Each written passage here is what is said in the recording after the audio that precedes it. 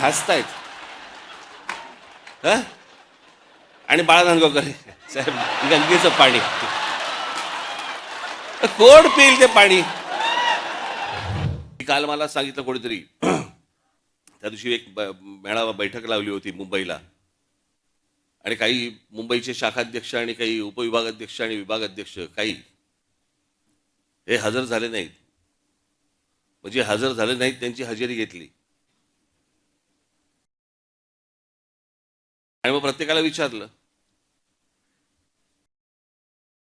मग काय काय कारण एक एक घरचे हे आजारी होते, ते होतं, ते होतं काहीतरी. बघ, त्यातल्या 5-6 जणांनी सांगितलं, साहेब कुंभला गेलो होतो. म्हटलं, गधड्यानं करता कशाला पाप?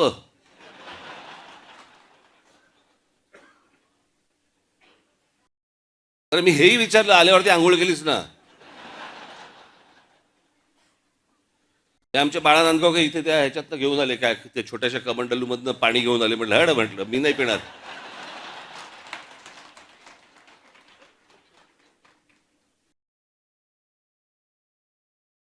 हो, मला सांगा, आता तो सोशल मीडिया आल्यापूर्वीच्या काळात ठीक होतं. मी त्या सोशल मीडियावरती बघतोय, माणसं तिथे आलेल्या बाया बिया हसतायत.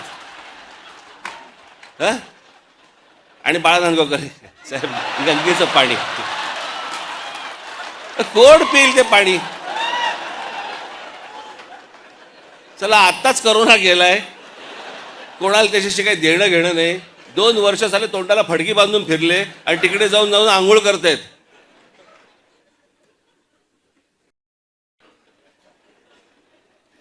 अहो, मला माहिती आहे, मी कित्येक स्विमिंग पूल बघितले असे, जे सुरुवातीला उद्घाटनाच्या वेळेला निळे होते,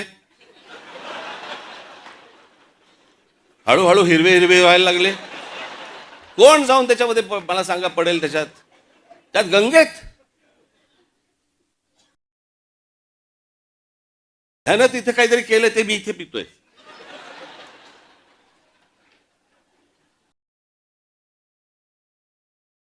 श्रद्धेला पण काय अर्थ आहे की नाही?